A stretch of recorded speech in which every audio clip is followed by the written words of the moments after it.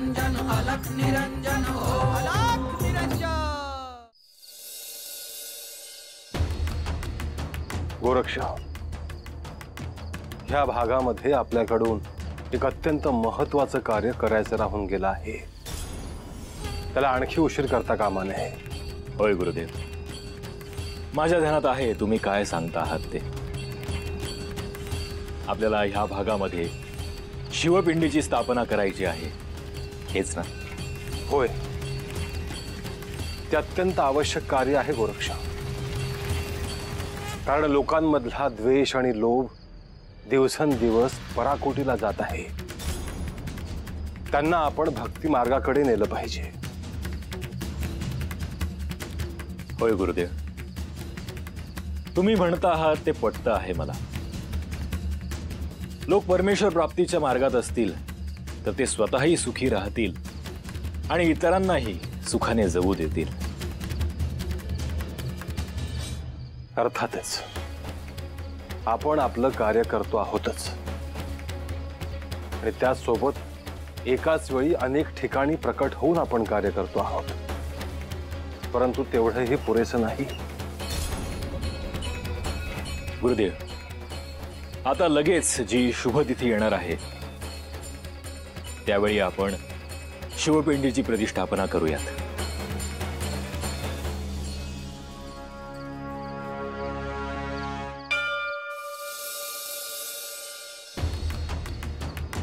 कधी यायचं ह्यो? अहो येईल, त्याने सांगितलंय ना व, आता सांगावा दिलाय म्हणजे येणार। होय, आपण असं रातच्याला एवढ्या वेळ ताटकळत बसायचं बरं दिसतं का ते? तर ते बघा आलं।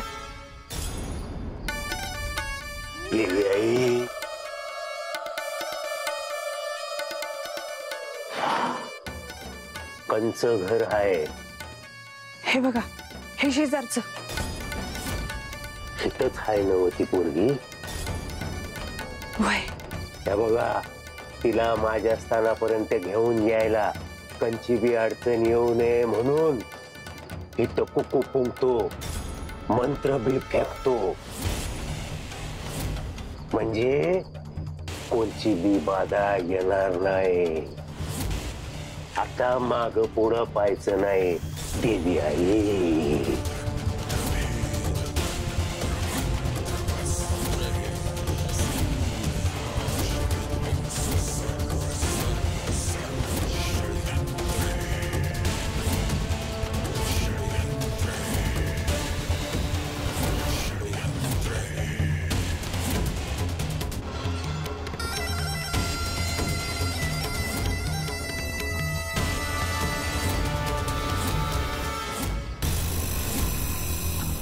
बघा, उद्या पुरीला घेऊन निघालात तर कंची बी अडचण येणार नाही, बाधा येणार नाही, आणि कोणाच्या बी लक्षात येणार नाही। समज गप गुमान होईल।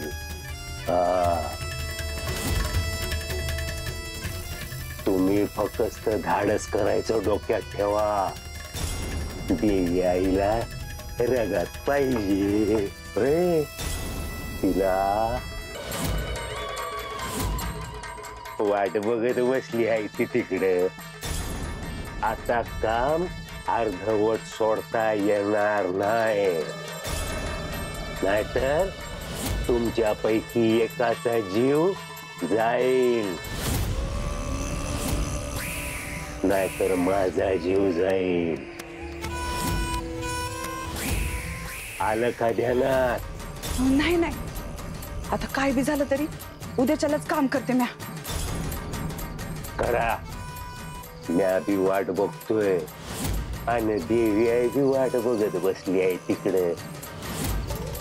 देवी आई स्वाहा।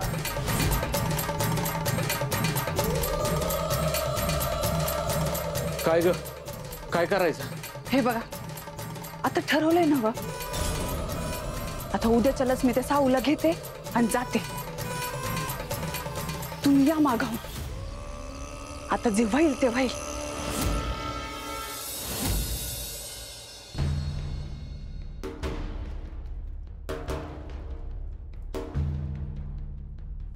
काय हो, काय झालं? भेटले ना अण्णा? काय म्हणतायत ते अक्का? तिकडे काहीतरी वेगळंच सुरू झालंय. म्हणजे तुम्ही दोघी काही लपवत नाही आहेत ना माझ्यापासून? नाही हो. काय रेवती, हा नाही मामा. त्या जनार्दनाच्या अंगावर तू अंगारा दुपारा फेकलास म्हणे. अहो काय झालंय ते तरी सांगा आधी. त्या जनार्दनला आता दिसेनासं झालंय. आम्ही काय करायचं त्याचं? अक्का आणि ते अण्णा मला सांगत होते की हे सगळं तुमच्या भाचीने केलं की नाही. मग तिला विचारा यावर उतारा काय आहे. हे सगळं तुमच्या भाचीने केलं तर आता हे सगळं तिनेच निस्तरायला हवं असं म्हणत होत्या. रेवती, काय उतारा आहे त्यावर? मला नाही माहित काय उतारा वगैरे. तुला काही माहित नाही मग कशासाठी केलंस हे सगळं? अगं अहो मी सांगते. गुरुदेवांनी आम्हाला विभूती दिली होती आणि त्यांनी सांगितलं होतं की जेव्हा कुठलंही संकट येईल तेव्हा त्यांचं स्मरण करून ती फेका. म्हणून आम्ही फेकली, कारण तो आम्हाला त्रास देत होता. हो. तर काय करू मी, काय सांगू मी त्यांना?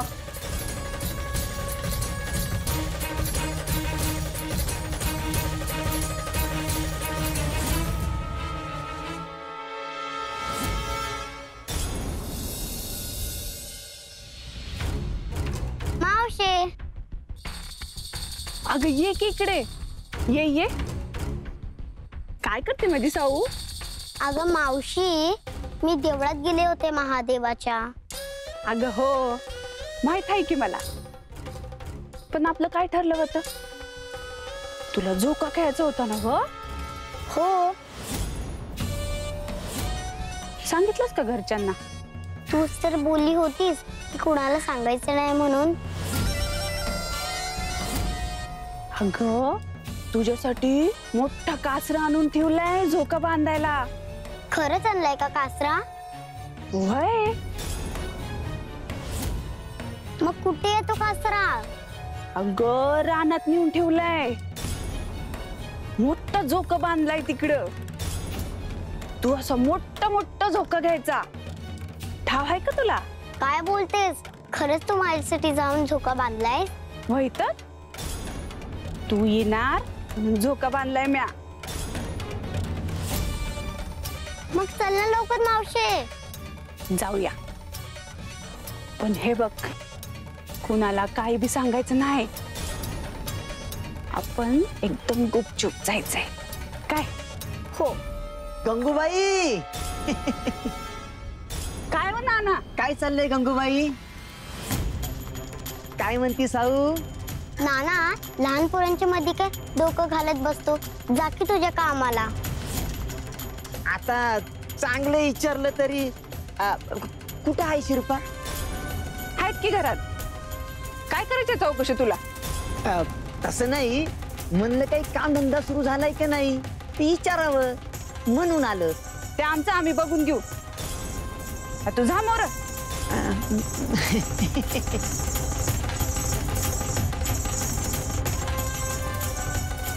बरं साऊ, आपण आता जाऊया. हा, तू काय कर, तू अशीच पुढं पुढं जा. मी येते तुझ्या माग माग. नाहीतर मी आज जाते पुढं पुढं, तू ये माझ्या माग माग. बरं, ठीक आहे.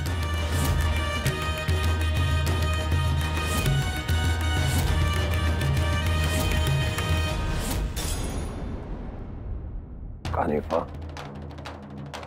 जे होईल असं वाटत होतं तसंच घडलं.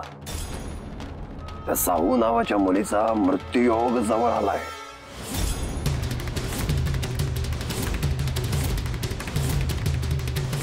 गुरुदेव, काहीतरी करायला पाहिजे. आपण त्या मुलीचा मृत्यूयोग थांबवला पाहिजे. तिचे विधी लिखित जे आहे ते बदलणे आपल्या हातात जरी असले कानिफा, तरी ते बदलायचे का? हा निर्णय महत्वाचा आहे. गुरुदेव, प्रत्येक क्षणाला हजारो जीव मृत्युमुखी पडत असतात. सृष्टीचा नियम आहेच तो. परंतु ज्या पद्धतीने तिला मारलं जाणार आहे ते योग्य नाही गुरुदेव. तू अगदी योग्य बोलतोयस. आपण जर या प्रथा थांबवल्या नाही तर या प्रथा वाढत जातील, त्याला आळा बसणार नाही. परंतु तरीही एकदा मच्छिंद्रनाथांशी याविषयी बोलायला पाहिजे. कारण बळी प्रथेच्या बाजूने जे आहेत ते शक्तीचे उपासक आहेत.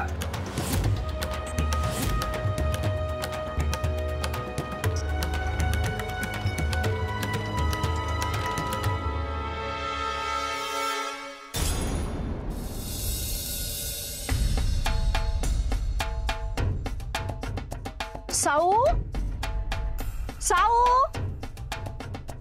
ए साऊ. आई, नाग.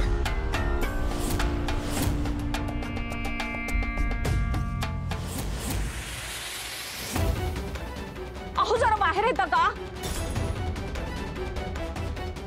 काय झालं? अहो साऊ दिसत नाहीये कुठे. अगं पण इथे अंगणातच खेळत होती ना. हो पण नाही आता ती. चला ना आपण शोधूयात तिला.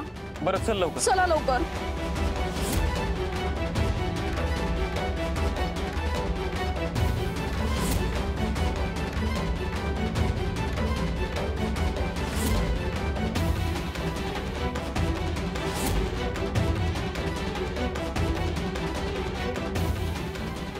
काय करत मा? काय झालं?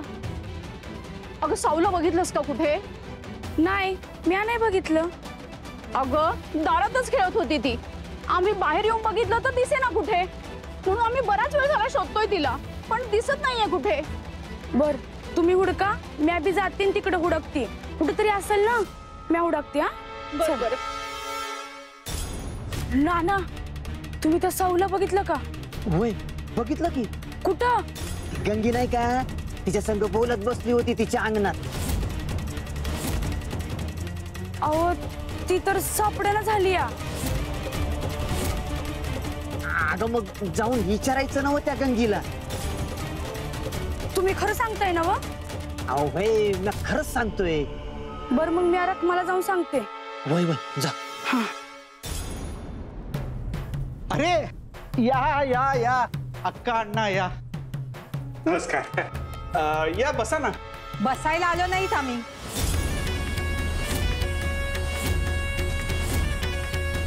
तुम्ही बसा, मी गुळ पाण्याचं बघते. रेवती चल. थांबा. तुम्ही दोघी कुठे चालल्यात आतमध्ये? आम्ही तुम्हाला भेटायला आलोय. हे बघा, आमच्या जनार्दनचं अवघड झालंय. त्याला दिसेनासं झालंय. त्याच्याबद्दलच बोलायचं हिला तुमच्याशी. शेटजींकडून तसा सांगावा धाडला होता आम्ही, पण नंतर विचार केला की आपण स्वतः जाऊन भेटावं. तुम्ही म्हणाला होता तसं मी हिला विचारलं. हिने सगळं सांगितलं मला. काय सांगितलं ते? मी सांगते. रेवती जेव्हा गावात आली तेव्हा तुमच्या मुलाने तिला त्रास देण्याचा प्रयत्न केला आणि म्हणून मग आम्ही आमच्या गुरुदेवांकडे गेलो. गुरुदेवांनी आम्हाला विभूती दिली आणि सांगितलं जेव्हाही कुठलं संकट येईल तेव्हा ही विभूती टाका. आणि मग तुमच्या मुलाने जेव्हा आमची वाट अडवली तेव्हा आम्ही ती विभूती टाकली. आणि मग त्याला दिसेना असं झालं. पण या सगळ्यामध्ये आमची काही चूक नाहीये हो.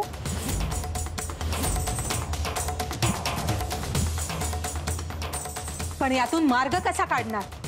कोण आहेत तुमचे गुरुदेव आणि कुठे आहेत ते? सगळे नाथ हेच आमचे गुरु आहेत. आणि खरं सांगू का, आम्हाला असं वाटलंही नव्हतं की असं काहीतरी होईल. तुम्ही नाथांकडे जाणं हेच उत्तम. तुम्हाला तेच काय तो योग्य मार्ग दाखवतील. आणि जर दिसत नसेल ना तर दिसायलाही लागेल.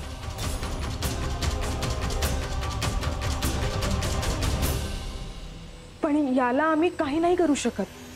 आम्हाला याचा उपाय माहित नाही. झालं, उत्तर मिळालं आम्हाला. आपण जनार्दनला घेऊन नाथांकडे जाऊया. ते वनातच असतात माहितीये मला. गावाच्या पुढे गेल्यावर त्यांचा आश्रम आहे. माझ्या मुलाचे डोळे परत यायला पाहिजेत, मला एवढंच माहित आहे.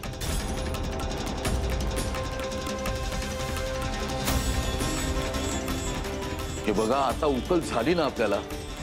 नाथांच्या विभूतीमुळेच घडले हे सगळं.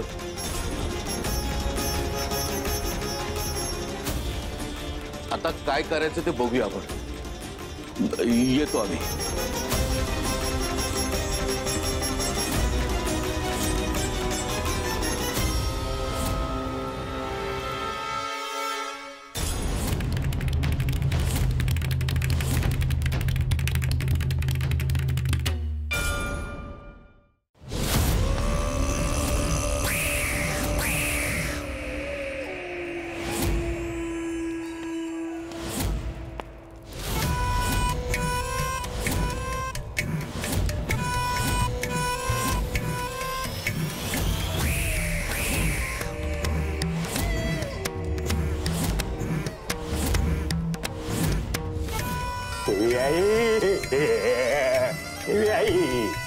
स्वाहा स्वाहा. मावशी इथे कुठे आलोय आपण? अगं हितच यायचं होतं आपल्याला. पर तू स्टार बोलली होती इकडे झोका बांधलाय. इकडे कुठे आहे झोका? गंगूबाई, काम केलं म्हणायचं. तुमचा आशीर्वाद होता ना व. आता तुमचं काम होणार.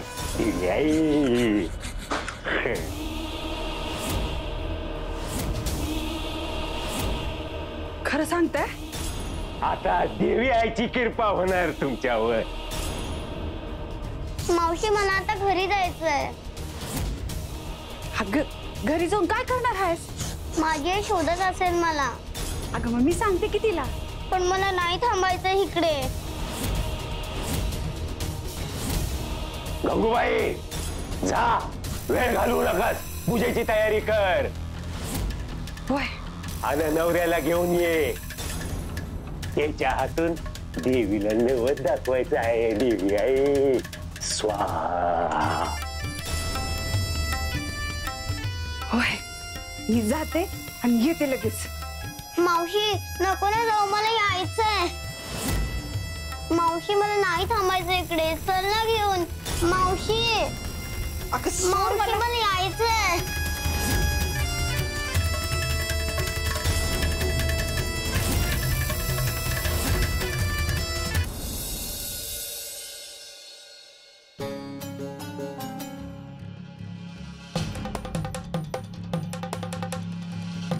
बर तरी अडबंगी, बरं झालं तुम्ही इथे भेटलात. काय आदेश आहे गुरुदेव? तुम्हा दोघांना मी काहीतरी सांगणार आहे. त्यावर तुम्हाला काय वाटतं ते बोला. तुम्ही बोला गुरुदेवा. एक अघोरी, एक वामचारी, एका लहान मुलीचा बळी देणार आहे. यावर तुमची भूमिका काय असेल?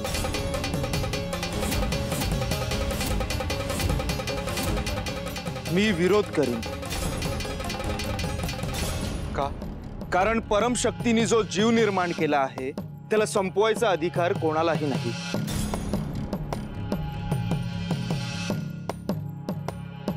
अडबंगी, तुझं काय म्हणणं आहे? शक्तीला बळी देण्याची परंपरा असेल तर ते प्रतिकात्मक दिला पाहिजे. म्हणजे एखाद्या जीवाच्या ऐवजी पंचमी वस्तू, पदार्थ. गुरुदेव, आज अचानक तुम्ही असं का विचारता आहात? काही कारण? भरतरी इथूनच काही अंतरावर एका लहान बालिकेचा बळी दिला जाणार आहे.